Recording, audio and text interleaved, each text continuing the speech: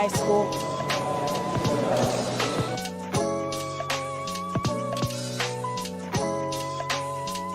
What made me decide to join the dual enrollment program was when I found out that I knew I can earn my associate's degree.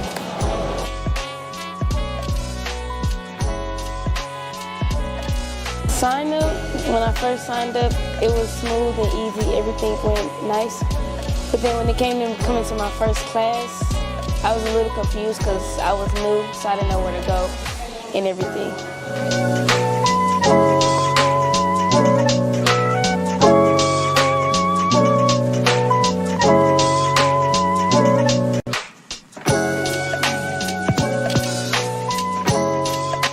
I want my school to become a place where everybody feels included, supported, and excited to learn in. For like example, we can have student voice programs and maybe like mental health resources and like career-based clubs and college prep to help students like plan early for stuff.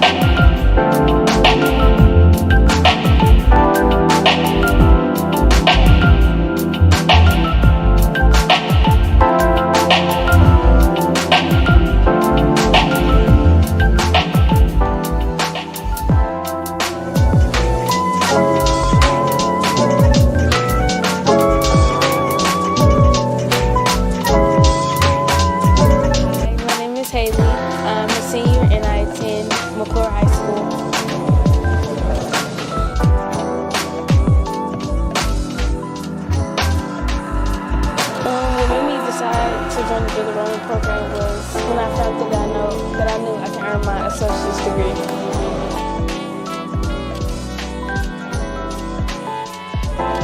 Sign up, when I first signed up, it was smooth and easy, everything went nice. But then when it came to coming to my first class, I was a little confused because I was new, so I didn't know where to go and everything.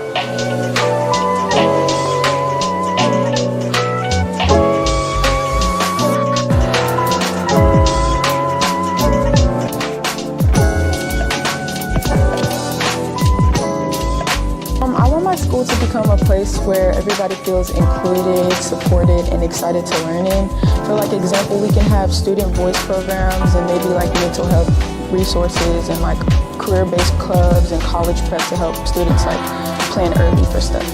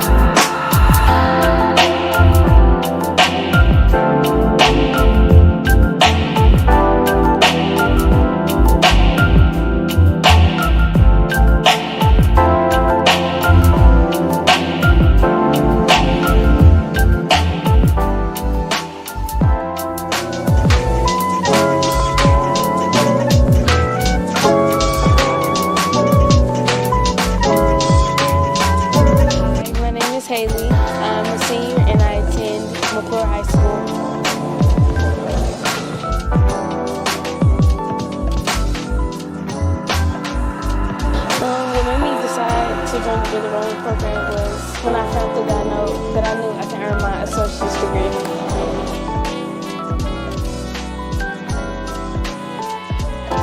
Sign up, when I first signed up, it was smooth and easy, everything went nice. But then when it came to coming to my first class, I was a little confused because I was new, so I didn't know where to go and everything.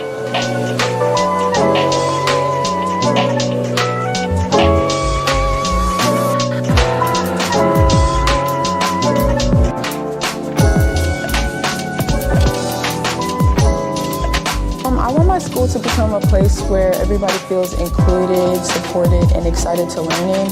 For like example, we can have student voice programs and maybe like mental health resources and like career-based clubs and college prep to help students like plan early for stuff.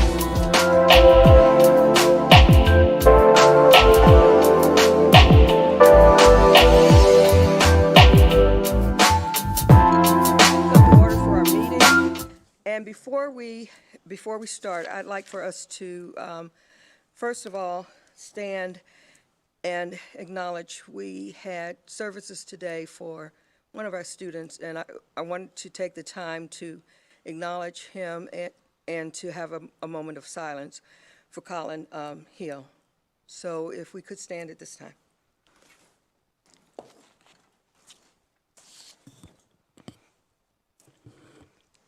And may we have a moment of silence for his family and for Colin, for our students who were affected by this, McClure High School and administration and teachers. May we have a moment of silence, please.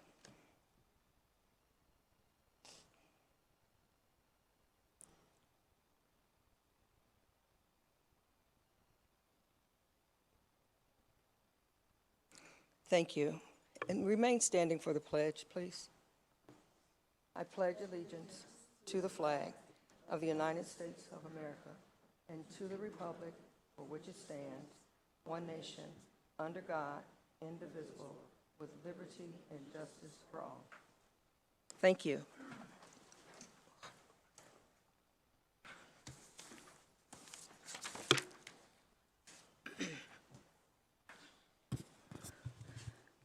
Under provisions of the public meeting law of the state of Missouri, the board must adopt a roll call vote, an agenda that includes the time, date, place, tentative agenda for the meeting. A copy of the notice and agenda for this meeting was posted on Tuesday, January 21st, 2025, at the Administration Center located at 8855 Dunn Road, Hazelwood, Missouri, online and sent to local newspapers. May I have a recommendation to adopt the agenda as posted? You want to? I'm sorry. Can you call for the vote, please? Okay. Dr. Courtney Graves? Yes. Mr. Terry Tyson? Yes. Miss Vivian Mazeray? Yes. Me, yes. Dr. Thurman? Yes, Okay, thank you. Thank you so much.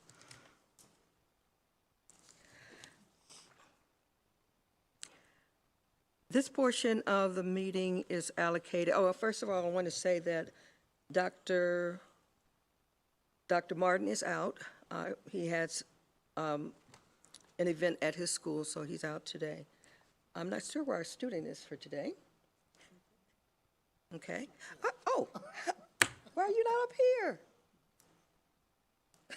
Okay. And then also, I think Dr. Paul Walker will be down.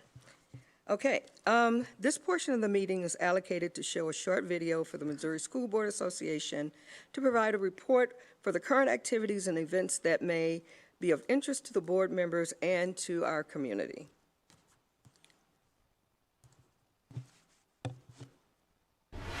Welcome to the November edition of the Missouri School Boards Association's Board Report. We begin with a look at the 2025 MSBA Annual Conference in cooperation with MASA and MOASBO. This year's event was once again held in Kansas City. MSBA President Shelley Mantell got the conference off to a great start at the first general session. During her remarks, she stressed the importance of local school board service. When I was a student, And even though my father was a teacher, I had no idea there was a school board in the background guiding those places of learning. The work of school board often goes unnoticed, but our work is critical to the success of our districts. As leaders in public education, it is our greatest duty to ensure that our districts have the administrative and fiscal strength to provide the best possible education to our students. It is imperative that we advocate for fair and consistent funding for our children, that we represent the people who elected us, and that we take very seriously our fiscal responsibility to our patrons. During the third session of the conference, Missouri's 2026 Teacher of the Year, Kimberly Sixta, was recognized. She told the crowd that whether you're a teacher, an administrator, or a board member, everybody has a role to play as a champion for public education and our students. And that every single student deserves to feel success, every single one, and they deserve to have their potential recognized. So I know when my students leave my class that they most likely won't remember the 27 amendments that I've tried to drill into them to be ready for EOC testing. I mean, there's a hope. But I know that they will remember how I made them feel. And I want that memory to be a good one. I want it to be something that they can hold on to and say, she believed in me. So, to all the school board members out here tonight, I want to say thank you. Thank you for the time you devote to our young people and to the education staff across the state. It doesn't happen without you. Thank you for working diligently to problem solve educational issues that often feel insurmountable. I know they do. Thank you for taking those late night phone calls from teachers who need help or the parents who have concerns. And thank you for fighting for Missouri schools and for the value of our educational system. This work doesn't happen without you. It doesn't happen without all of us. Also during the third session, Suzanne Luther of the Jefferson City School District was presented with the Paul Morris Community Service Award. But I do want to say I am so honored to be awarded this with this company because I feel that everybody who steps up as a school board member qualifies for this award. And Seymour R2, Republic R3, and Hazelwood were all awarded MSBA Future Builders Early Childhood Education Program of the Year awards. In addition to the outstanding general sessions, the conference featured more than 80 concurrent sessions on a wide range of topics: Missouri's premier education trade show, the Education Expo, MSBA Student Showcase of public school programs, and much more. MSBA's Delegate Assembly also met in conjunction with the annual conference to establish the position statements that will guide advocacy work during the coming year. And finally, each year the Missouri School Boards Association's Future Builders Foundation awards $18,500 in scholarships to students in MSBA's member districts. A winner is selected from each of the 17 MSBA regions, and one overall state winner is selected. Student nomination forms are due by December 18th. Visit the MSBA website for more details. That's it for this month's edition of the MSBA Board Report. Thank you for allowing us to have some time at your board meeting, and we'll see you in December for the next MSBA Board Report. You may have noticed a few familiar faces in these videos because 3 of our board members were present. Okay. Okay, now it is time for the declaration for candidacy. Ferguson Florissant residents interested in running for the April 7th, 2026 Ferguson Florissant Board of Education election will need to file for candidacy at the St. Louis Board of Elections located at 725 Northwest Plaza Drive in St. Anne. The filing period for the April 7th election opens Tuesday, December 9th, and closes at 5 p.m. on Tuesday, December 30th. 3 positions will be on the ballot. On the 3 terms that are up would be myself, Donna Paulette Thurman, Kevin Martin, and Mr. Jamal Bailey. Missouri law requires a person to be a U.S. citizen, at least 24 years old, a resident taxpayer of the district and have resided in Missouri for 1 year immediately preceding the election. In addition, the candidate must follow these procedures. File a declaration of candidacy. Filing pursuant to District Policy 4013. The Ferguson-Florissant School District Board election in April 2026 will be conducted by cumulative voting, a change ordered by the federal court some time ago. The cumulative voters must cast as many votes as there are seats. Voters are not limited to giving only one vote to a candidate. Instead, they can give their votes to one or more candidates. For instance, in this election, for 3 open board seats, voters can choose to give one vote to each to 3 different candidates, 2 votes to one and 1 vote to another candidate, or all 3 votes can go to a single candidate. If you have any questions or concerns regarding board candidate filing, please call 314-687-1912. Again, that number is 314-687-1912. At this time, we're going to go into our public comments. Pursuant to Board Policy BD-DH1, public participation at board meetings. The board allocates a portion of each meeting to allow stakeholders the opportunity to comment on agenda items. The board president will read aloud comments that have been submitted in advance. All written comments will be included in the board materials for this evening and may be viewed under public comments. The board may limit the number of comments read aloud based on the length and repetition.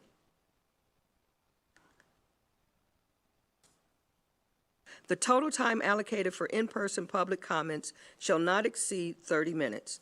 Before the public comment period begins, in-person participants are asked to complete a comment card including your name, your address, phone number, email address, and topic to be addressed. Speakers will be allowed up to 3 minutes to present their remarks. Individuals wishing to address the board are asked to speak from the podium, identify themselves, and in keeping with policy BD-DH1 and personnel law, refrain from making personally identifiable or negative comments about individuals.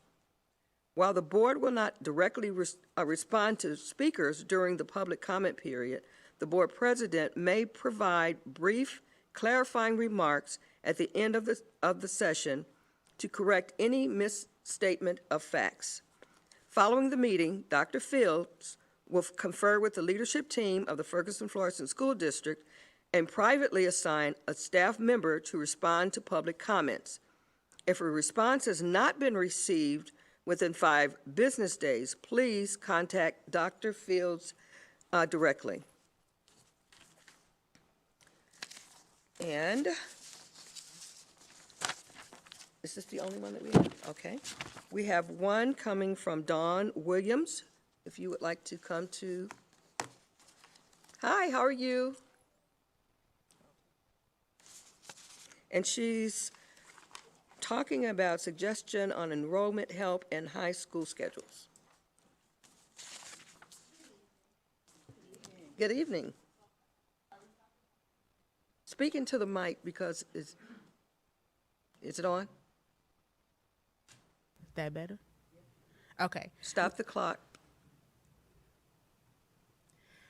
At the address, we talked about the enrollment. And one thing that I've noticed as being a parent in the district, the enrollment can go up if we get our sports up. A lot of people come to support the sports. So if you have sports that are winning or at least having a better record, you get more support. I hear it from the fans. I hear it from the parents. I even hear it from the players. We don't have it. So we give maybe our coaches some training, our coaches some help, switch the coaches around, get somebody younger in there, Maybe that'll help us. I know that's what pulls a lot of people to other school districts because I go watch games everywhere. And they crowds are out there, whether they winning or losing because they have their morale. We lost it. We need to get it back. So if we need to help our coaches, get them some training, put them out there to do other things, bring some new life into it, bring a new coach. Whatever we need to do, and that's at both schools. We're not winning nowhere. So if we get that help, they definitely brings, because they brings out the support, they brings out the sponsors, they brings out everything, because they coming to watch, they coming to see where their money going. The second thing, the schedule with the high school is not working. The new schedule I've heard from students and teachers, the way the schedule is going is too much. They not getting a chance to really understand what's going on in class.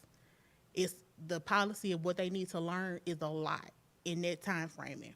And the teachers, when we hear teachers complain about it, and they ask me, can you speak about it at the board meeting?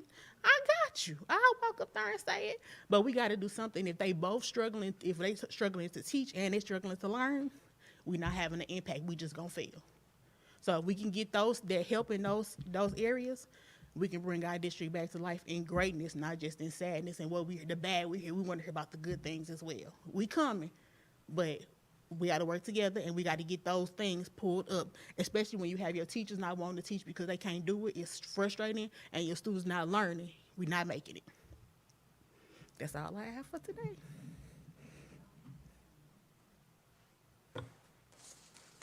We do have one written comment from Rhonda Bostic. And she writes, I have been waiting to hear back from a social worker to get my child in school and still haven't heard back.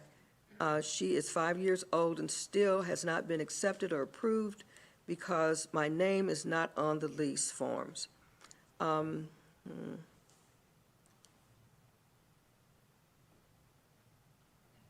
Is this something that we need to handle? Okay, that's something very personal. Mr. Bost,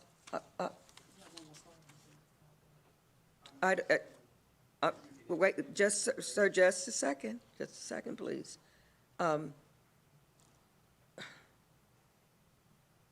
Ms. Rhonda Bostic, Dr. Fields will be getting in touch with you.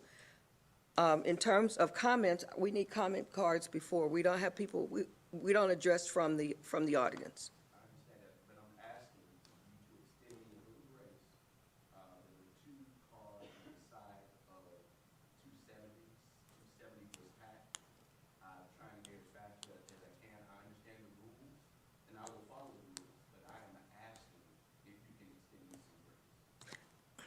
Board, I'm okay with it as long as, okay, come on. Thank you. Mm-hmm. And thank you. Yes. I love professionalism. I'm going to ask him. They told me that I need to be here. I tried as best I could. Do you have, may I have your, My name is Rahib Muhammad. I know your name. Yes.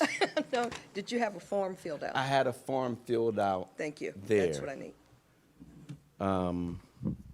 Thank you very much for extending me grace. I tried to get here, but the traffic was just backed up. So good evening, Board of Education and Superintendent Dr. Harvey Fields. Anytime I come before the board, Howard Fields, I'm sorry. Harvey Fields is a professor at WashU. That's close enough. All right. So anytime I come before the board, I try to include a glow and a grow. A glow is something that we have done well. A grow is an area that we can improve. I would like to say that the College and Career Testing Day is a glow. I was impressed. I debriefed with both of my sons, and I am eager to, when they have the interpretation nights of the results, I'm eager as a parent to attend and see how I can better support my child to be better in those areas. One area of growth for everybody, including parents, teachers, administration, board, we have an opportunity right now to get and stay out of the weeds. We all, parents, administrators, board members, teachers, we need to get out of the weeds. This past week, I revisited one of my favorite hip-hop albums. It's an album called No Fear of Time by the group Black Star. If you know the group Black Star, the members are Talib Kweli and Yasin Bey. And one of my favorite songs is called The Main Thing is to Keep the Main Thing the Main Thing. All right? I would like to encourage all of us to keep the main thing the main thing. Let us not be distracted by noise. Let's keep the main thing the main thing. I am encouraged by the leadership of Dr. Fields. I logged on to view the state of the district last week, and as a parent, I was very happy to see a presentation with no fluff. The data that Dr. Fields presented spoke for itself. There are many difficult decisions that we will have to make in the coming months. And if we keep the main thing, which is focusing on our instructional core and making decisions that are in the best interest of our children, we will get through this rough phase and the community will accept those difficult decisions. To the parents, let's do our part. Let's make sure our kids arrive on time to school ready to learn. Again, to the parents, let's do our part to make sure our kids arrive on time and ready to learn. One last note, I was very happy to see on the agenda that the boiler for Steam High swimming pool is going to be replaced. So kudos to taking action on that. And can we get an activity bus at least one day a week at Steam High? Thank you for your time. Thank you so much. You know, we're always wanting to hear from you, from parents and from the community. So thank you. And I know things happen. Things happen, and we have to pivot sometimes. So don't do it again. Just joking, just joking. Okay, our student rep. You don't want to say? Okay. At least I can call on him and ask him. You sure? Okay. FFNEA.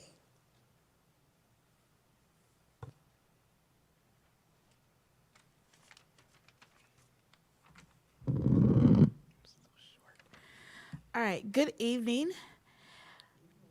There we go, I lost my spot, I'm so sorry. All right, good evening, Board of Education, Superintendent Dr. Fields, FFNEA members, Ferguson Florissant family, and community members. Tonight, I want to take a moment to recognize a group of individuals who are absolutely essential to the success of our schools, our incredible educational support personnel. Every day, they are the steady hands and caring hearts that help keep our schools running smoothly. From the office professionals who greet students and families with a smile, to the custodians and facility team members who ensure our buildings are clean, safe, and up to code. From the cafeteria teams who provide nourishing meals, to the bus drivers who transport our students safely each day. From the nurses who care for our sick and injured students and staff, to the technology specialists who keep our devices running and remind us how to spot those tricky, fishy emails. And to the security officers who protect our campuses and ensure that everyone feels safe. Each one plays an indispensable role in the life of our district. Their work might not always make the headlines, but their impact is undeniable. They are often the first to arrive and the last to leave, making sure classrooms are ready, technology works, and every detail is in place so that teachers can teach and students can learn. The past few years have tested all of us in education, but our support staff has shown extraordinary resilience, flexibility, and compassion. They've adapted to changing needs, stepped up in unexpected ways, and continue to serve our students and staff with dedication and pride. As we celebrate them tonight, let's also remember that appreciation should extend beyond words. We must continue to show gratitude through action by investing in professional development, recognizing excellence, and ensuring that every member of our support staff feels valued, respected, and supported. So tonight, on behalf of the FFNEA, we say thank you for your hard work, your commitment, and your kindness. You are truly the heart of our schools, and we could not do this without you. Your work makes a real and lasting difference in the lives of our students, our staff, and our community. Thank you. Thank you. And yes, We appreciate the hard work. And before we even go further, I do want to say something. I want to recognize our veterans. Yesterday was Veterans Day, and are there any veterans in the audience today? If you are, please stand.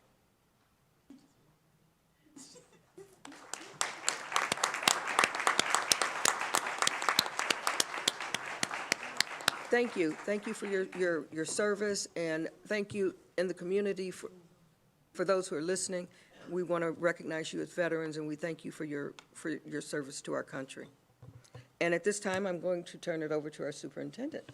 Thank you, Madam President. Good evening. I want to thank the veterans, also thank our staff, as well as support professionals. Thank you, Dana, for sharing that. This is arguably one of my favorite nights because we get an opportunity to have celebrations and recognitions from all of the hard work that our scholars are involved in. And so before we even dive into this, I do want to thank our parents. I am a firm believer that your sacrifice goes unnoticed 9 days out of 10. And so rather than having you stand, I just ask that you continue to be a great partner and continue to pour in to your children. They're doing a fantastic job. Tonight you will only see a fraction of the great work going on in our schools, but it does not go unnoticed. And so with that, I'll yield over for the first aspect of the superintendent update for celebrations and recognitions to Ms. Holman. Thank you. Good evening, board members, Superintendent Dr. Fields, and members of our community. Thank you for giving us a little time in a few moments this evening to share some of the district's awards and honors. Tonight's recognitions will look a little different from our usual monthly recognition celebrations. In previous years, we've held board recognitions quarterly, and this evening's awards and honors portion of the board meeting will highlight a broader collection of recent achievements and distinctions across our schools. When your name or recognition is called and announced, please come forward to receive your certificate and remain at the front. Once all honorees have been recognized, we'll take a group photo to celebrate everyone together. First, we will start. Congratulations to Mr. Shane Prather, teacher at STEAM Academy Middle School, who has been named a 25-26 Outstanding Project Lead the Way teacher. This national recognition celebrates his leadership and commitment to providing students with hands-on, career-connected learning experiences through Project Lead the Way. Project Lead the Way programs empower students to develop in-demand, transportable knowledge and skills through pathways in computer science, engineering, and biomedical science. Congratulations again to Mr. Prather on this well-deserved honor. And we have Principal Dr. Chris Reese, who will accept on his behalf.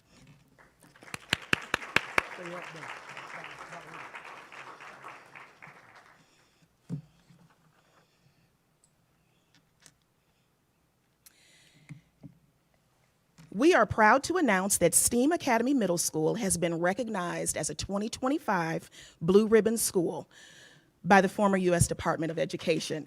This school received this honor just before the program's sudden conclusion.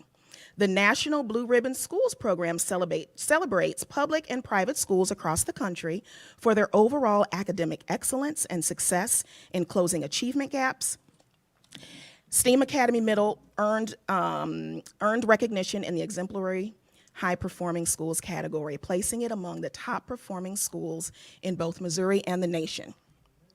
Adding to this incredible achievement, U.S. News and World Report has ranked STEAM Middle School the #3 middle school in Missouri for 2025-26.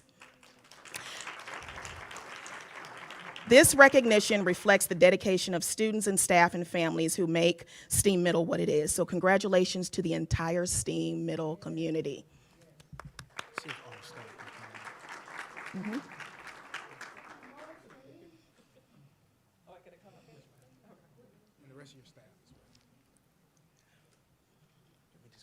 Mm-hmm.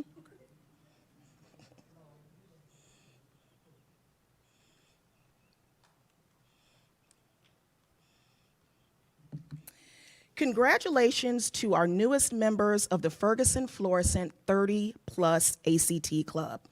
We are proud to recognize our outstanding high school scholars for their exceptional academic achievement.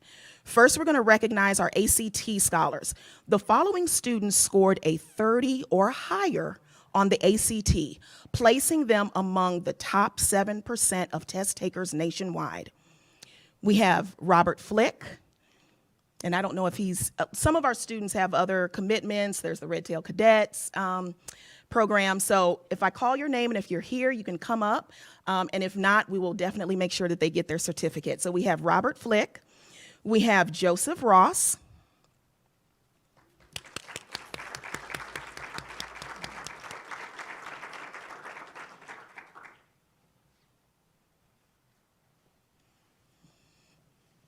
Jared Carter.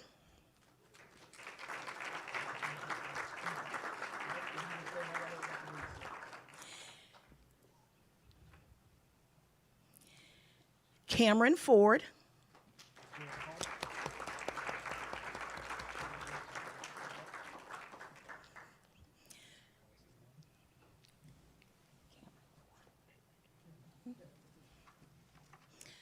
Isaac Gates.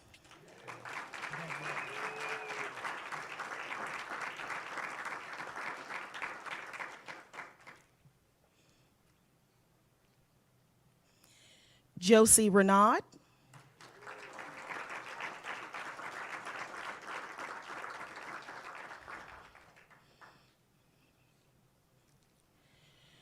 Tori Sheju Ashepoye.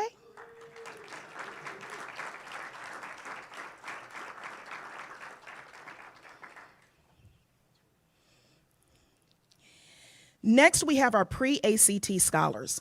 These students achieved high marks on the pre-ACT, indicating that they are on track to score 30 or higher on the ACT. We have Philippa Gutting.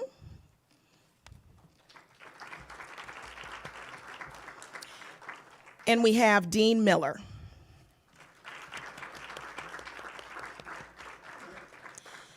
Next, we have our WorkKeys scholars. These students earned a perfect score, level 6 or above, on the WorkKeys assessment, demonstrating top-level workplace readiness skills. We have Joy Buchanan,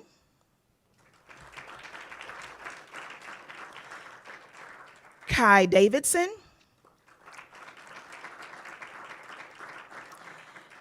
Sydney Lunn,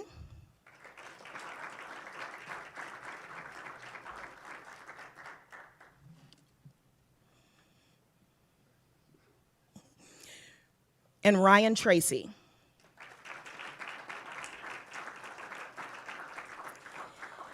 Next, we have our AccuPlacer scholars. These students scored in the highest bands in reading and math on the AccuPlacer, showcasing strong college-level academic readiness. We have Denia Clark,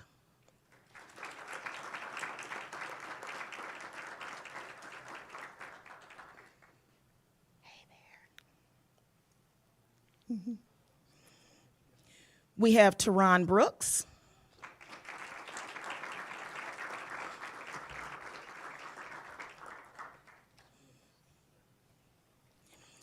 We have Kyra Hughes.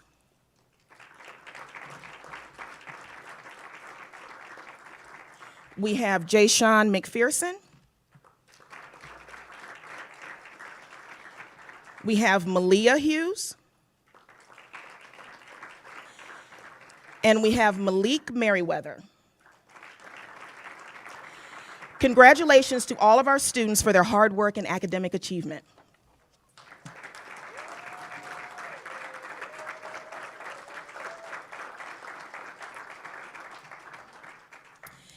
Next, we are proud to recognize Missouri American Water and the American Water Charitable Foundation for their generous support through the Hydration Station Grant Program. Thanks to the grant, Lee Hamilton Elementary and Halls Ferry Intermediate received new hydration stations, giving students and staff greater access to water throughout the day. We are grateful to have our wonderful partners like Missouri American Water for investing in the health and well-being of our students and our school communities. So thank you to Missouri American Water.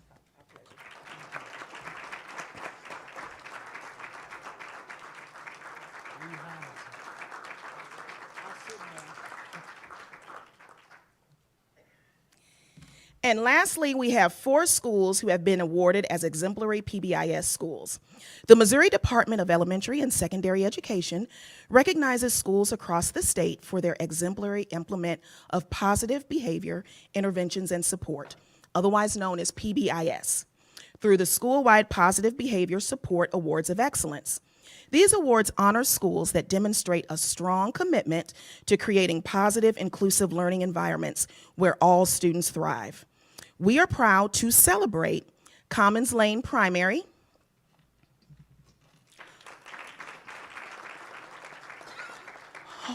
Holman Primary,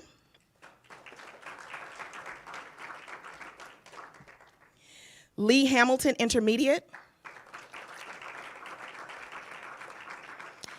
and STEAM Academy Middle.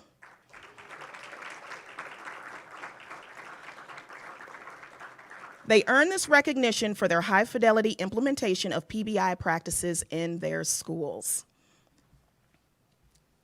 You'll take Commons Lane, okay?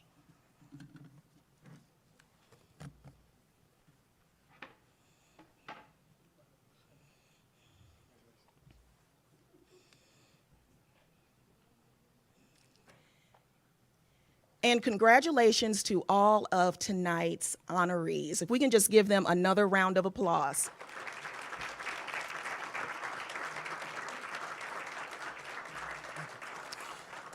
Okay, we're gonna take a quick photo.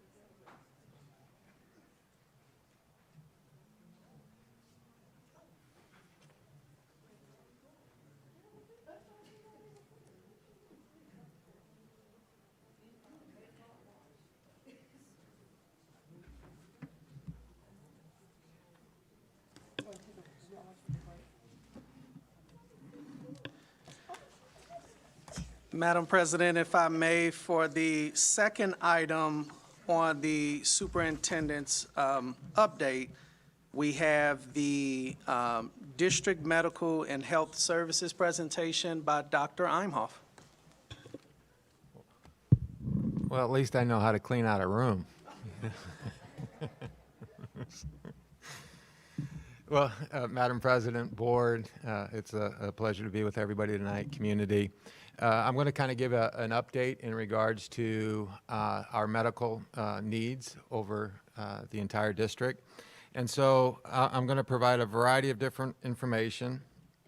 But before I do that, I would like to say a special thank you to our nursing department, our Row Health, Human Resources, Finance, business administrators, teachers, support staff, and office professionals, because it's taken a collective effort to make sure that the needs of our students have been met throughout this year so far.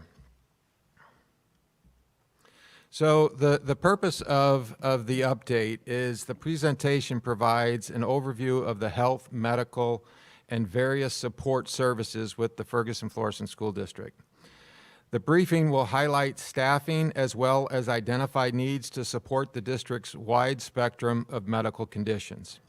The health and services update will focus on the following: key findings of notable medical conditions, distribution of medical needs by grade level, prevalent chronic medical conditions, an analysis of 504 plans, also a cost comparison between the 24-25 budget and the 25-26 school year budget, reduction in expenditures for purchases and contractual services, reevaluation of nursing staff across the district, and also utilizing a hybrid model to support the needs, healthcare needs, through a combination of in-house employees and agency staff to provide comprehensive health services. Also, beyond the direct medical care, the district offers a robust network of mental health and family support services. These include multiple counseling and mentoring partnerships, social worker-led case management partnerships, with school, also partnership with special school district, and a comprehensive list of family and student support services.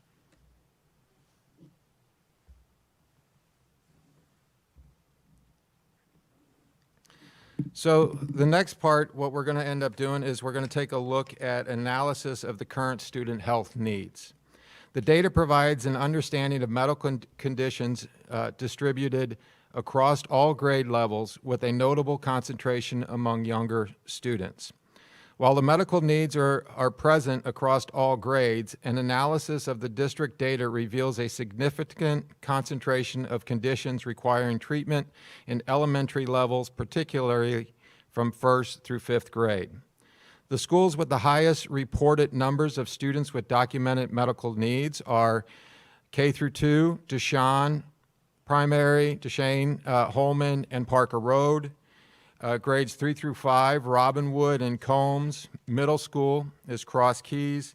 And in regards to the high schools, they were pretty equal distribution of students with medical needs.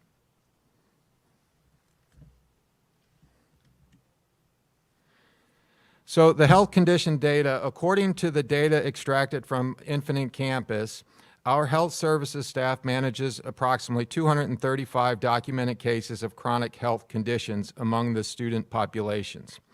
These most prevalent conditions represent a significant majority of these cases are asthma, allergies, and food allergies. Beyond these high-volume conditions, the district provides daily medical support for students with high needs that carry significant risk, including students with diabetes, seizures, sickle cell disease. The management of these complex cases requires constant professional nursing oversight.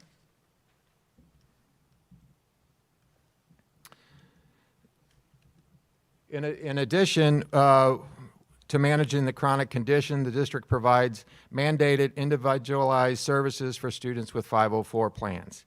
Each plan is custom designed to accommodate a student's specific disability and needs. These student health needs create a critical requirement for adequate professional medical staffing in every school to ensure a safe, supportive learning environment.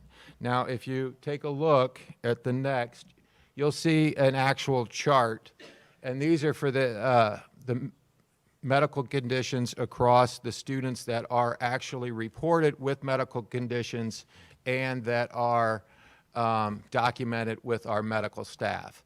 Now, when the enrollment also takes place, there are other additional medical conditions that are put in Infinite Campus, but these are actually documented according to records that are on file with our nursing staff. So if you take a look, for example, you'll see the chart. And then if you look at the grand total, let's take a look at grade 1. You'll see a grand total of 15. However, if you add up all the conditions, that's going to come to 23. But the number of 15 represents the student, the number of students. So one student may have multiple conditions, but it's only going to count the student once. So it's not saying that it's 23 students, it's saying 23 conditions and it's 15 students, and so one or two might have a couple different conditions.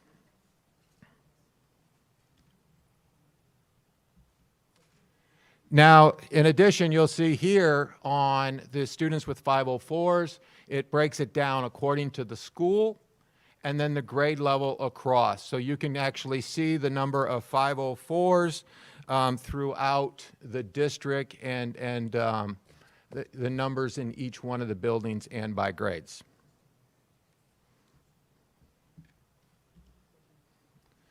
So now the next portion of it, we're going to take a look at the staffing matrix. So where we were at last year to where we started this year.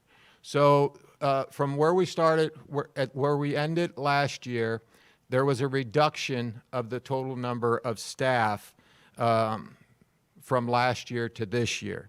And in essence, the main reason why, and we've kind of talked about that throughout the year, is the initial reduction from prior year to this year was budget cuts, funding shortfalls, declined student enrollment, increased operating cost, restructuring, and inability to fill the vacancies. So those were kind of where we began the year. And throughout, from the start, we had to reassess where we were at, what were the specific needs of our students. So that we kind of restructured a little bit and did what kind of a hybrid staffing model. To address these challenges and guarantee comprehensive health service coverage, we delivered a hybrid staffing model for the current year. The model strategically combines district employees with contracted agency professionals to ensure every building has dedicated medical support. So when you take a look at the chart here, you can see the Ferg floor students, and to the right, Row Health. That's our agency. And so we have 9 registered nurses, 4 licensed practical nurses, and 4 building clinic aides. Those are Ferg floor employees. Row Health, we have 2 registered RNs and 5 licensed practical nurses. So this blended approach provides the stability of the district alongside the flexibility of agency support to allow us to meet the needs of our students. Now, the next portion of it is kind of the financial analysis of where we were and to where we're at. This section provides a transparent financial breakdown of the proposed budget amendment. The proposed hybrid staffing model budget amendment covers the increased cost of the agency service. The increase is driven primarily by the need to expand our partnership and make sure that all our buildings are covered. So the original budget allocated $100,000 for agency staff. This amendment is going to increase that allocation by $287,718 to a total of $387,718 to ensure full coverage for all buildings across the district. So when you look at the table, you're going to see the original budget of where it was at, which is $1,375,514, to the amended budget, which will be coming out with Mr. Chance and working through that and staffing. That's going to be $1,635,062. So the required increase is going to be $259,548, and that's where you come up with the total of $387,718. The rationale of this increase is grounded in 4 strategic imperative essential to the district's core mission: ensuring full coverage to allow and assign full medical professionals to every building in the district, managing the students' needs for especially the high-risk chronic conditions, immediate medical care for emergencies, also making sure that everybody has the proper vaccinations, state-required health screenings, et cetera, and also supporting the well-being of all of our students, both mental, emotional, and wellness. And if you take a look, you can see every one of our schools have a healthcare professional in our schools. So we are proud to say that every one of our buildings is there with adequate staff to make sure that they're providing service needs to the students. Questions?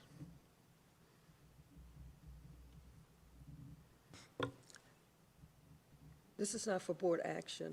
It's just No. for information. So if you have any questions, board, go ahead. Thank you for the information. Dr. Imhoff, I was encouraged to see that per the last slide, we have medical support in place in all of the buildings. I wanted to ask if I didn't really get to look at it in great detail, but based on the buildings that you've identified that seem to have the greatest needs, is that where your RNs are placed? Have you tried to, place sort of what we would call your higher skilled medical personnel in those spots? We're in the process of kind of cross-referencing each one of those buildings, but let's say for Cross Keys and also for secondary, we also have an RN and we have a building clinic aide. Cross Keys is kind of the same. We have also a building clinic aide because we've also identified where those students also with IEPs and specialized programs that are there. I would have to go and take a specific look at each one of the buildings, but I know that they definitely have an RN or a licensed professional. Okay, and then I wanted to ask you one more question, and I'm blanking on it. I wanted to ask, and I want you to know that as I ask this question, I feel like this is something that school communities are facing across the nation. There's just a shortage of nurses. So I was curious to know when you have people who have to be out for illness or other things, how are you, I guess I'm wondering how easy is it for you to manage the sub? You have people in the pipeline, or how do you manage that? Well, we are dealing with a nationwide shortage, Sure. and also especially in the North County region.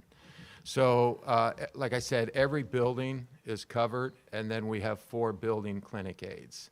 So, so if there is a need, we can always pull a building clinic aide and send them to another, another one of those buildings. So that would be, kind of one of the options. The others are, sometimes, like at the beginning of the years, administration, office professionals had to partner together, to make it work. However, with the increased amount of our agency staff, along with the additional, the 4 building clinic aides, it allows a little bit of that flexibility. All right, thank you. Are there any other questions? If not, thank you so much for your report. Okay. Very thorough. Appreciate the information, and it's looking a lot better than I thought it was going to look, and especially better than what we started out with. So Yes. thank you, Dr. Fields, and thank you all for your work in trying to making sure that we are covered. Absolutely. And thank you, Dr. Imhoff, for your work here. And Madam President, that does conclude the superintendent update for today. Thank you so much. Let's go to the consent agenda. The items listed under the consent agenda have undergone board subcommittee review. Documentation concerning these items have been provided to all board members and the public in advance to assure a thorough review. The consent agenda is voted upon in its entirety. Any board member may ask to have any item on the consent agenda removed to be voted on separately, and we did not have anything removed. So at this point, may I ask that we approve the consent agenda as presented? So moved. Second. All in favor? Aye. Aye. Me and Terry. No, Terry first. Okay, so nothing was pulled from the agenda. Disbursements, Mr. Chance, and he's in his spot, ready to go.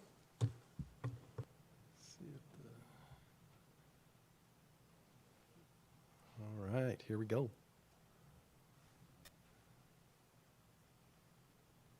Okay. Good evening, Board of Education, Dr. Fields, administration, and community members.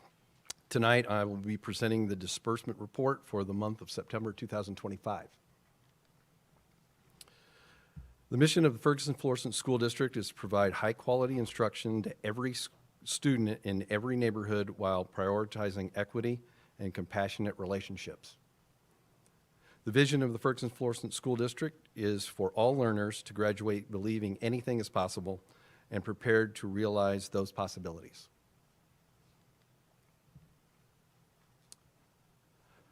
For the month of September 2025, payroll is $8,056,935.32.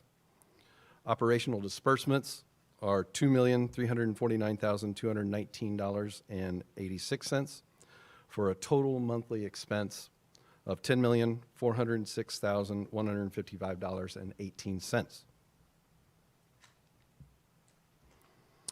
So this chart is a description of the four funds that are used in the budgetary process for our revenues.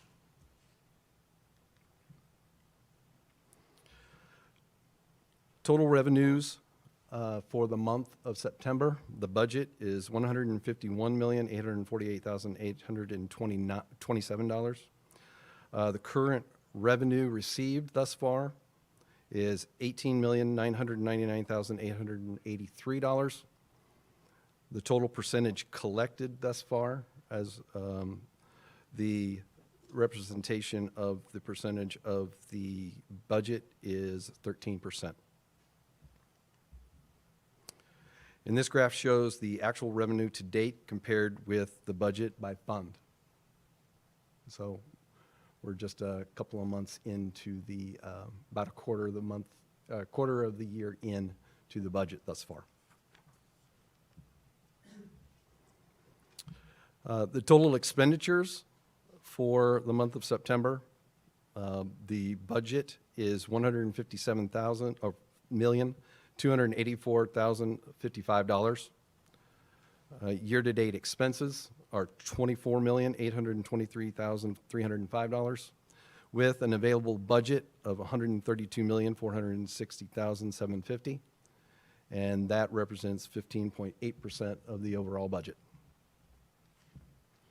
And this graph represents the expenditures so far versus budget.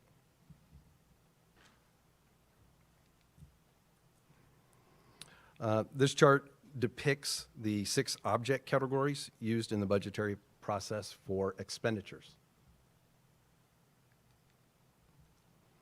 Salaries for the month of September, the budget is $90,547,278. The year-to-date expended is $14,425,984. And the available budget is $76,121,294, which represents 16% of the budget. Benefits expended for the month, the budget is $31,569,004. Total expended is $4,728,496. with an available budget of $26,840,508. And that is 15% of the overall budget. Purchase services for the month of September, the budget is $17,849,430. The total expense for the month of September is, through the month of September, is $2,709,008. And the available budget is $15,140,422. And this is 15% of the budget. Supplies, the budget is $8,504,489.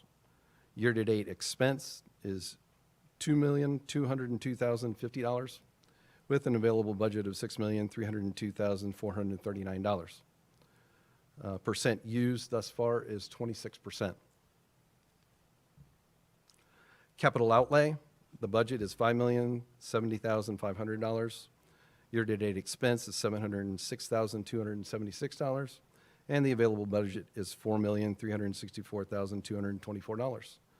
and this represents 14% of the budget used. So the long and short-term debt, the budget is $3,743,354. Expense so far this year is $51,491, and the available budget is $3,691,863, which represents 1% of the budget. District is currently ahead of its collections amount as compared to this same time in the prior year by just a little over $419,000. And that's the finance report for this month. Pardon? You have a recommendation? Yes, we would ask the board to please approve the expenditures for the month of September 2025. May I have a motion, please? So moved. Second. Discussion? I just got a quick question, Mr. Chance. Is Sure. there any line item where, as you're seeing now that the budget is going where it's going, where it's kind of over from what we did last year? Just, is there any line item that you are aware of that maybe we might need to start monitoring a little bit closer as we are moving into the school year? I think there's some, I think as categories, no, I think they're within budget. We've been very conscious of trying to make sure that we monitor expenditures very well. So those categories are not really over as of this particular point in time. Revenues, of course, you'll see that we only had about, what was that, 15%, 13% thus far. As you know, the revenues for the taxes, the local taxes, will start coming in December and January, and you'll start to see that percentage really shoot up during those 2 months. So, you're welcome. I think that's a great question, Dr. Graves. I just want to add that myself and Tony, we've had a lot of conversations, especially about, as we go into December, assuring that all accounts and all line items are going as projected. The board can expect the amended 25-26 budget to come at the next board meeting, and then subsequently in January, the first preliminary budget for the 26-27 school year. And so Tony's team doing a fantastic job, but we're going to be looking at all of that in December to ensure once our leaders and those who are using funds come back in January, that it is as aligned as we would need for it to be, or there will be an amendment. We can go from there. Thank you. Excellent. Yeah, my question too, are we on pace to, if we keep this pace, are we going to be okay by, let's just even say December? Yes, yes, we should.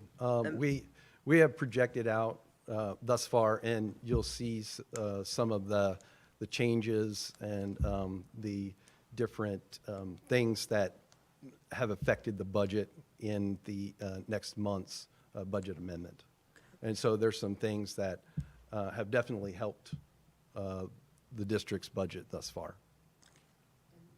And how are we with our reconciliations? The reconciliations, yes. So we were able, through our auditors, to procure a third party, independent third party, that will, that actually is currently helping. So we are through the month of April 2025.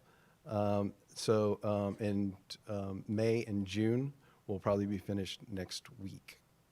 So we will have that all reconciled by sometime next week.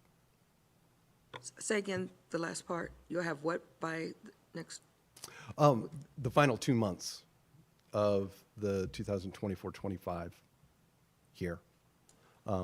That is a necessary item for the audit. Okay. And just as a reminder to the community, the audit is for last school year, so for the 24-25 school year. I don't want people to watch and think, oh, you all are only at August and you have to move forward. That is for last school year. The other thing that I want to be clear with the board as well as the community, when we talk about some of the goals that we have from a financial standpoint, stop deficit spending is one of the first, as well as to increase our fund balance. And so that is what we're looking at, and hopefully we anticipate, we were projected to deficit spend this year. Tony has been doing a lot of great work, and we're doing everything we can to make sure that that does not happen, essentially, that we do not deficit spend for the current 25-26 school year. So I wanted to make sure that is a reminder. Great news. Any other questions or comments? If not, can we call for the vote? Are everyone in favor of accepting the report, say aye. Aye. Any opposed? Motion passes. Bond redemption. Yes, the next item on the agenda is bond redemption. With us tonight is Lorenzo Boyd from Stiefel, and he'll be going over what that all entails. Madam President, if I may, I just want to thank Lorenzo publicly for all of the work that you all continue to do for the district. I spoke briefly at the State of the District, the importance of having community partners. And so for you being identified as one of our community partners and the work you do at Stiefel, we're certainly lucky to have you. So thank you so much for not only being here, but thank you for the work you continue to do with the district. How many years now? This is, I'm sorry, working with the school district? With us? Since 1996. Wow. 1996. So I've been in financial services 33 years, right after my time in the military. I'm not sure what I did here, Tony, but do I just go? They should be getting that up. Is somebody controlling it? Yeah, upstairs.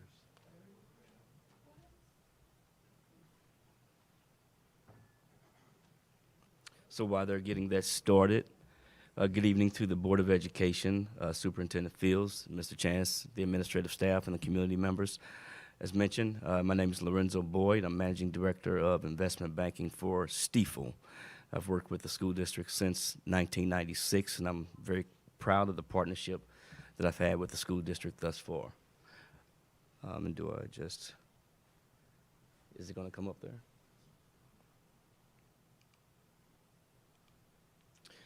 Okay, what I wanted to do today before we get into the bond redemption, I wanted to give the school district a brief overview of the outstanding indebtedness of the school district as it stands right now. That indebtedness, I think Mr. Chance talked about it, too, comes out of your Fund 3. And then also the school district has a certificates of participation issue that was issued back in 2016 that comes out of your operating funds. So from this slide, what you'll see is the school district has 5 series of general obligation bonds that are currently outstanding. There were general obligation bonds back in 2016 that were issued in the original principal amount of $4,790,000. The principal outstanding with that issue is $2,875,000. Those can be called for refinancing or savings in May of 2025. And what you'll see is that has already passed, but right now interest rates are slightly higher than the rates on those bonds, so it doesn't make sense to refinance those bonds at this current time. Then you have your 2016 bonds. Those were issued for $9,380,000. There's $9,155,000 remaining. Those can be called for savings May of 2027. Recently, about 6 years ago, there was a new law implemented that stated you cannot refinance your bonds for savings until within 90 days of your call date. Within 90 days, that makes those bonds eligible for refinancing in February of 2027. Then you have your 2018 bonds for $8,060,000. There's $7,475,000 remaining. Those can be called for savings on May 1st, 2027 as well. And then you have your 2020 bonds, which were issued for $10 million. There's $7,985,000. Those were a private placement, so those can be called at any time. And then you have your last series of bonds, which are your 2023 bonds, which were refinancing bonds as well for $7,145,000. There's $3,840,000 remaining. So those all come out of your Fund 3, your debt service fund. You have one series of certificates of participation outstanding that was issued back in 2016 for almost $5 million. Those can be, that's $3.3 million that's currently outstanding. Those can be refinanced for savings right now, but rates are a little bit higher than the rates on those bonds. According to the way we look at refinancings, you can only refinance if you save at least 1.5%. So we've looked at refinancing those bonds several times, and currently they're below that threshold. Real quick, this is kind of a summary of what you saw on the previous page, which just kind of was an aggregate of all your outstanding debt. This shows the actual interest rates on all those series of bonds that was on the previous page. So your 2016, one thing I'll kind of note here, all the bonds in 2016, 17, 18 were issued through the Missouri Direct Deposit Program, which is rated AA+ by the state of Missouri. The school district currently has an A+ underlying rating on its underlying bonds. So an underlying credit rating is kind of equivalent to an individual credit score. So the higher your credit rating, the lower interest rates you're going to pay in the municipal market. So you're right now sitting at an A+. The highest rating that you can receive is AAA, and then it goes in this order: AA+, AA, AA-, and then A+. There are only 3 school districts in the state of Missouri with a perfect rating. They are Parkway. Can you guess the other 2? No, they just got downgraded. Clayton and Rockwood. The next page has the other 2 series of general obligation bonds that are outstanding, the 2020s and the 2023s. And then your loan certificates of participation, which, as I mentioned, you'll see the different maturities and when they mature. You pay principal on all your bonds annually, and so those bonds will actually mature in 2030, looks like 2036. And those have an A underlying rating. So as with all bonds that are issued through your operating levy, you have an A+ on your general obligation bonds in terms of your underlying rating. All bonds that are issued through your operating levy are 1 notch below your general obligation bonds, so those are rated A. Here's just an aggregate. This is of all your bonds, your GO bonds, going from left to right. This includes principal and interest.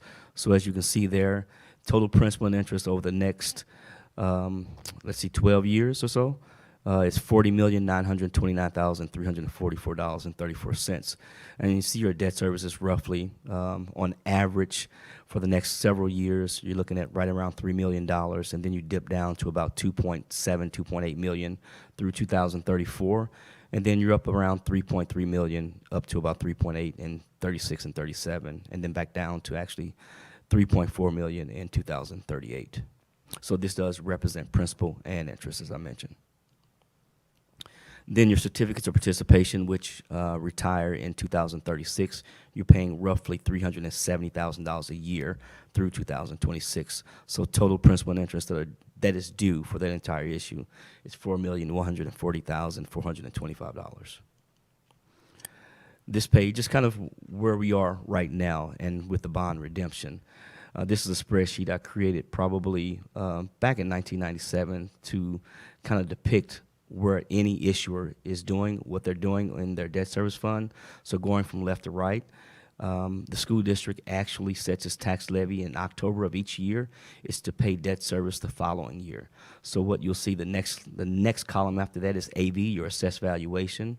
And then that's your assessed valuation growth in terms of that fourth column there in terms of what you've recognized in your assessed valuation growth.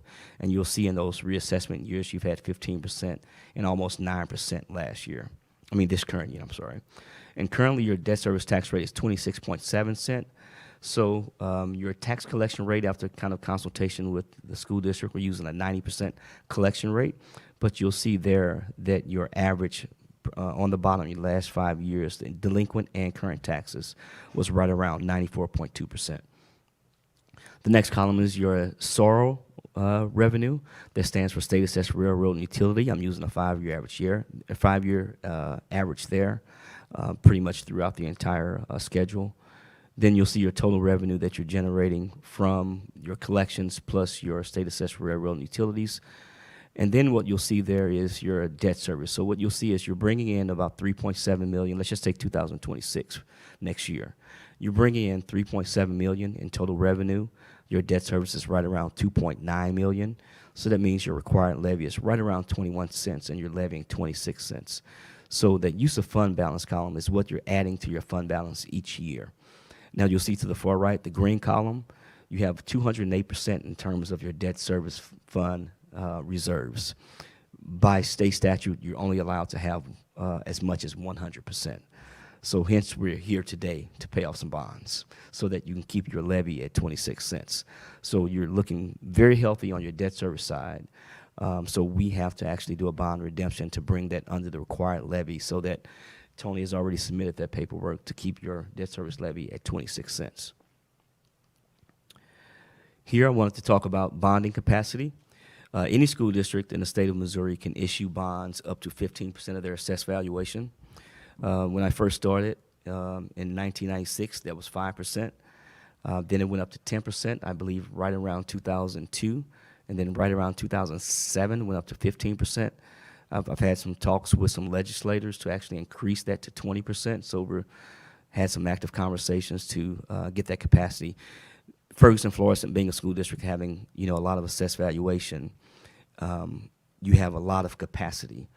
But probably 90% of school districts in rural Missouri at 15%, they can barely do $5 million of general obligation bonds. And as you know, to build a new facility, to build a new middle school, it takes around $30 million just in terms of 500 students.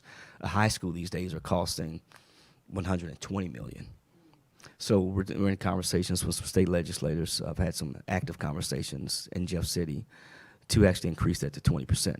So going from left to right, you'll see there that your bonding capacity is $227 million at 15%. Your total end of your debt at the end of fiscal year 2026 is a little over $29.4 million. That means you have capacity of $198 million roughly.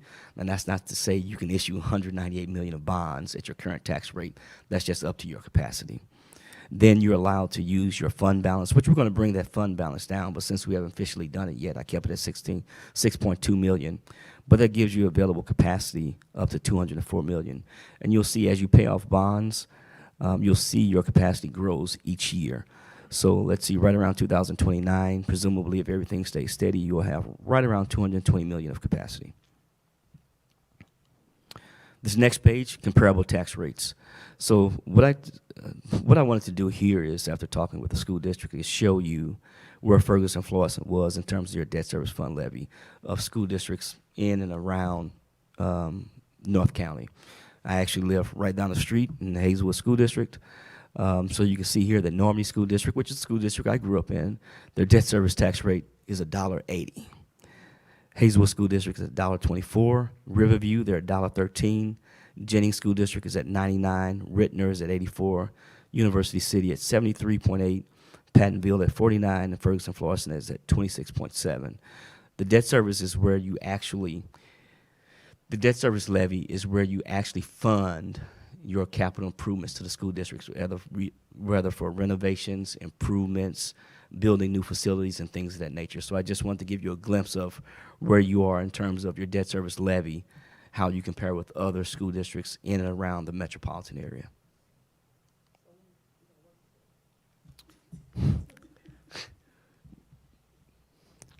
Yes.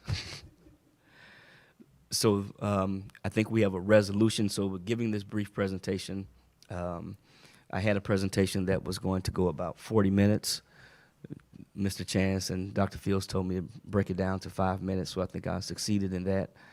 I was very thrilled that when I came into the audience that I thought everyone was here for me, but they're not. So I believe we have a resolution that looks to actually pay off and redeem some of your 2020 bonds. So we're going to take if you pass the resolution this evening, of that little over $6 million, and I think later this month on November 25th, Mr. Chance will wire $4.1 million roughly to pay off $4.1 million of bonds. I'll kind of go back. That 2020 issue, we're going to pay off the 28 and 29 maturity altogether. So that issue will actually have its final maturity in 2027 after we pay those bonds on November 25th.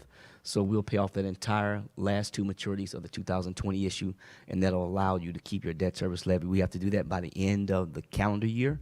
So we've already filled out those reports. So we're going to use that money from the debt service fund,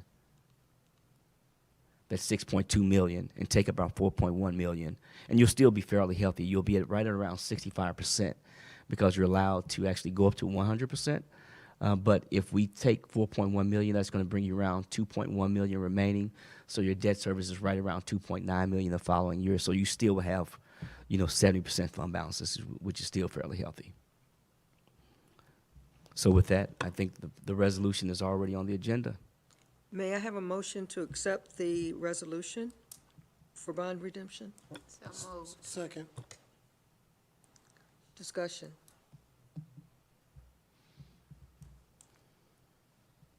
Questions? You mean you don't have any questions? That's what I said. Oh, okay. He's processing. While he's processing, Okay. thank you so much for your service, first of all, again, to the country and also to us. You've been around for a very long time. And I know I we don't look that appreciate- old. I was like, I have really? 4 grandkids now. Thank you, thank you, thank you. And thank you for this report. This is really helpful to me as a person who's, this is not my background, the numbers and all that, but it makes sense to me. So thank you for explaining it so well. And thank you, Mr. Chance, also for the work that you're doing to keep us on track so that we can keep our finances in order. And I must say that this is a lot safer than being, I spent 9 months in Desert Storm, so it's a lot safer than being in Desert Storm. I don't know. I'm liking this a lot better. Okay. Any comments, questions? If not, we're going to call for the vote for each board member, if you would. Dr. Powell Walker? Okay. Thank you. Mr. Bailey? Yes. Ms. Mansouri? Yes. Dr. Martin is absent. Dr. Graves? Yes. Mr. Tyson? Secretary votes yes. Dr. Thurman? Yes, and thank you. And I think Motion Mr. passes. Chance will give you the Write the copy check. of the resolution, and then he'll fax that to me. I'm sorry, email it. Showing my age, fax. Do we even use fax machines anymore? He'll email it to me tomorrow. Thank you so much. Thanks, everyone. Appreciate it. Did you want to say anything? Just want to say thank you again, and thank you to Mr. Chance and his team. Okay, at this time, Mr. Murray, Mr. Murray, APR update? How are you today? Good, how are you? Good Good. evening.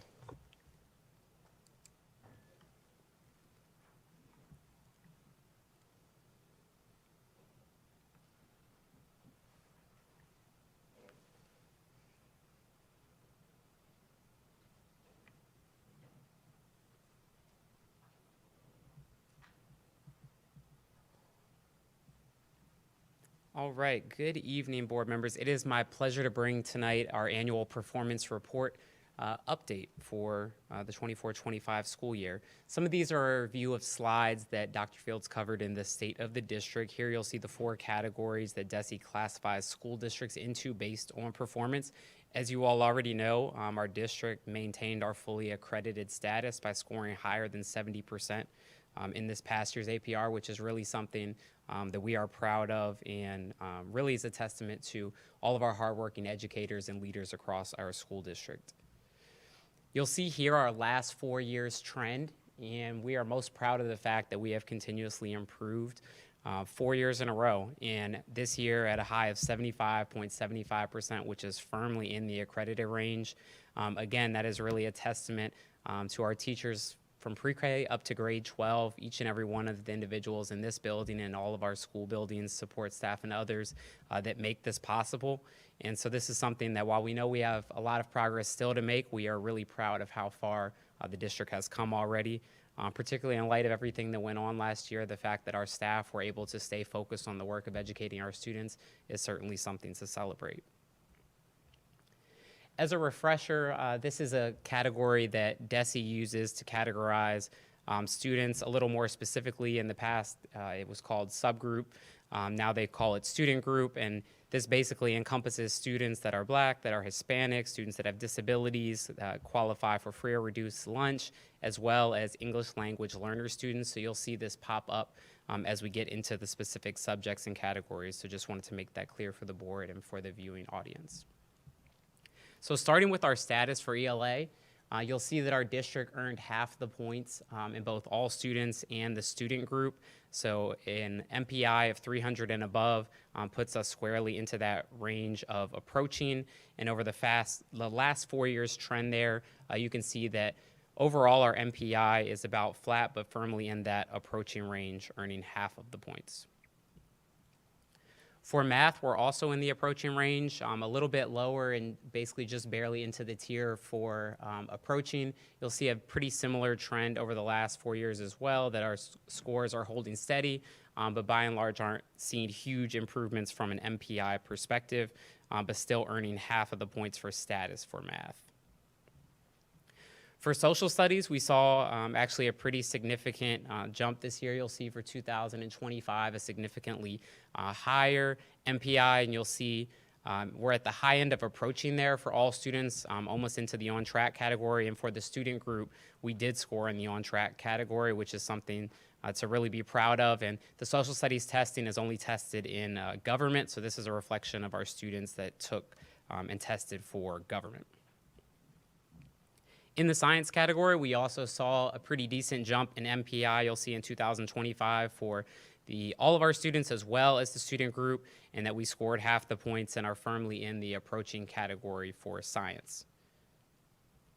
At this point, we'll look at the growth categories for each of these subjects. This is where our district earns a lot of points and really, or we are kind of rewarded for the fact that no matter where our students are starting every year, it's looking at kind of how they're growing compared to how the state projected them to grow. And so you'll see for ELA, for our student group, we earned 75% of the points, and we were in the category of on track, which is certainly something to be proud of. So that's capturing all of our tested grades from grades 3 through 8, as well as English 2. Moving on to math, we have a lot of success to be proud of. You'll see there in our student group, we earned 100% of the growth points and are on target according to DESE. And then for all of our students in the on-track category, you can see there over the last 4 years, that's the highest that we have scored over that time. And so that's something really to celebrate and to be proud of, and something that we think that we can build on. Moving on to social studies, again, another area of highlight. We saw that the MPI increased for social studies, and you can see here based on our growth, we got 100% of the points that were possible for growth for all students and student group, again, for that government assessment and social studies. So really exciting progress for us there.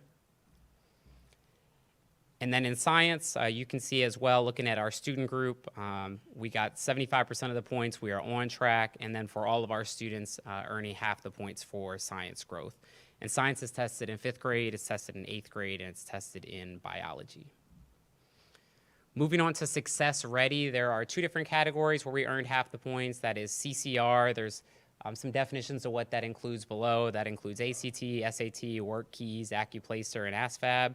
And then the advanced credit, which is a weighted formula that gives students credit for points on AP tests, IB, their grades in AP and IB, dual credit, dual enrollment, and again, earned half the points there. This metric also lags a year, so this is the graduating class the year before. We also earn points for graduation rate. So we earned 100% of the points that were possible for not only our graduation rate, but our graduate follow-up. There are a lot of folks in the district that work very hard to follow up with these students and find out what they're doing when they leave us. And you can see in the past, we haven't always earned that, and that was really due to a lot of intentional work from staff to make sure that we earn those points. And then at the bottom is just asterisk. So this isn't saying that our graduation rate is 100%, but it's saying that once your graduation rate is over 92, or above, you're in that category of earning 100% of the points. And a lot of work went into working to get those students across the finish line. And so we're really excited about maintaining those points there. You'll see here a district comparison comparing us to other districts surrounding us in the North and Northwest County region. As you can see there, we are the second highest in Northwest St. Louis County. So again, we are stacking up pretty favorably when compared to our peers, and something that we are proud of. And so 75.7, you know, is a lot of work goes into that across a lot of different categories, and it's really gratifying to see that pay off. A couple trends and observations. We saw that our academic achievement growth for math is on track. We saw our social studies earn 100% of the growth points. Wanted to highlight a couple schools in particular. So Wedgwood earned 100% of their points possible in ELA, and in math, they absolutely maxed out those categories, and for several years now have had some really impressive APR scores. We wanted to highlight Principal LaRue and the team there. And then we'd also like to shout out Ferguson Middle, Steam Middle, and McClure North, that they have increased 2 straight years in APR, which again doesn't happen by accident, and that is a testament to the hardworking staff, students, teachers, and leaders in those buildings. As far as some growth areas and observations based on the data, we observed declines across our intermediate buildings. That's something that we are continuing to dig into. And the other area of growth is that one of our schools received an LND, which basically means we are required to test 95% or more of our students to receive points in those categories for the different subjects, and one of our schools had a testing rate that was under 95%. It didn't impact us as a district for APR, but that building's APR was impacted pretty significantly, and we'll be talking about some next steps, I think, here on the next slide. So in terms of what is next, Dr. Fields shared with building leaders their building APR data basically as soon as it was available, so all principals have already begun to process and to review that data. As a district leadership team, folks here have already met this past week to discuss APR trends by school and across the district. And this upcoming Tuesday, we have a principals meeting where we'll be doing a deep dive into all things APR, really making sure that folks are comfortable with what their data is saying and why, and then we will be spending a lot of that time focusing on action planning and what we will do with the data. And then the other piece is that we will be taking our winter STAR benchmark screener the first week of December. We are very much anticipating looking at student progress there and seeing what kind of growth we have, and I anticipate we'll share that data pretty soon after that window closes. And with that, I'll open it up to questions from the board. Okay, board, this is for information only, so if you have any questions, comments. So, Mr. Murray, thank you for the information. One of the things that I'm always curious about is the extra things that we have to do to level the playing field for the kids who are in what used to be called the subgroup, the student group.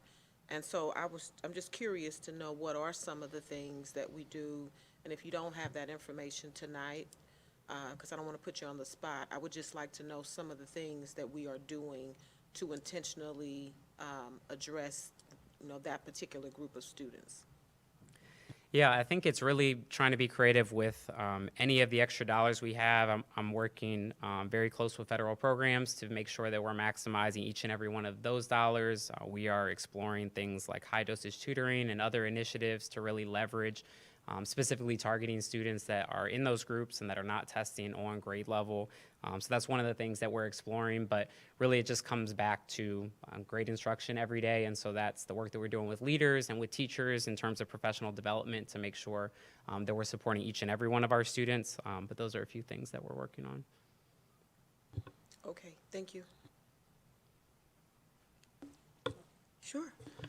Mr. Murray, I just want to thank you again publicly. While you went through the data in great detail, you kind of shied away from the level of work that's going on in the C&I department as well as with building principals. This is addition to the number of cuts that we are all aware of that took place last year. And so I just wanted to just ask the question publicly in terms of what are we doing, and specifically the work that you're involved in to really try to ensure that the trend line continues to go up even with those cuts.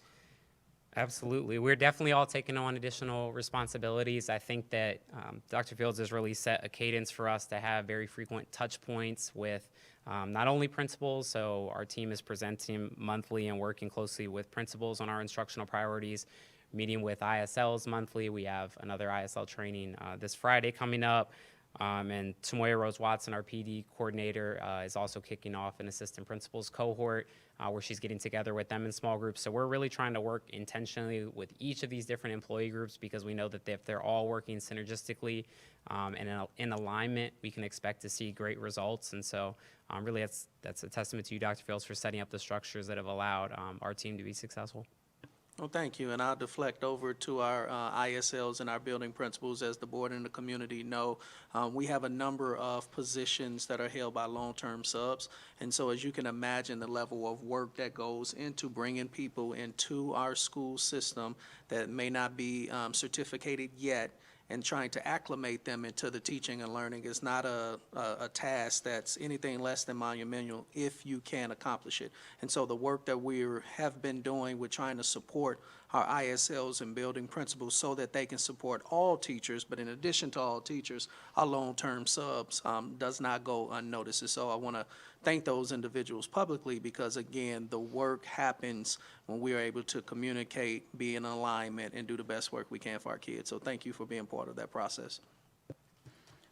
Dr. Thurman, I just have one question. For the school that received the LND, what strategies, if we can know, would be put in place? So one, that school would never happen again, but that other schools will never have that because that's just not being tested. So what are some of the things that we're going to put in place? Yes, it's certainly something that we feel like is preventable. Bradley Johnson led a really powerful meeting with the school counselors, with the school leaders just a couple days ago. We feel like it's a solvable problem. It's a preventable issue. I think that just with all of our different focuses, we're focused on graduation rates and many other things. And unfortunately, that one thing got overlooked. I don't anticipate that it'll happen again.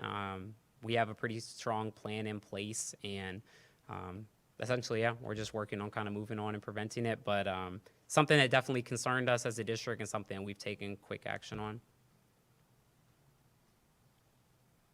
Any other comments, questions? If not, thank you so much for your report. We appreciate it. And we appreciate all the teachers and administrators and everyone who's working with our students to have them be successful. We had some grows here. We had some grows. We have some things that we do need to work on, but I think we're headed in the right direction. Mr. Moore. Yes, ma'am. Is up for policy updates. Yes, ma'am. Good evening, board members, Dr. Fields, and members of our community. Tonight, I'm presenting 9 separate policy updates for first read. These updates stem from recent court cases and state and federal requirements. Collectively, they strengthen our alignment with Missouri law, classify or clarify district responsibilities, and reinforce our commitment to student safety, reporting, and compliance. As usual, at the top of each policy draft that you have received, you will find an explanation outlining why the policy is being updated and how the districts should apply the changes. I will briefly summarize a few of the recommendations, about 3 of the 9, and then open it up for any questions or feedback the board may have.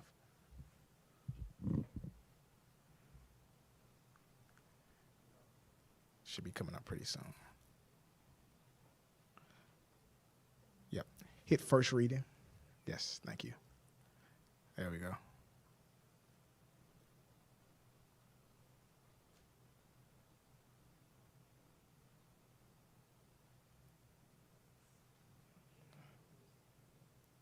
Sorry about this, guys.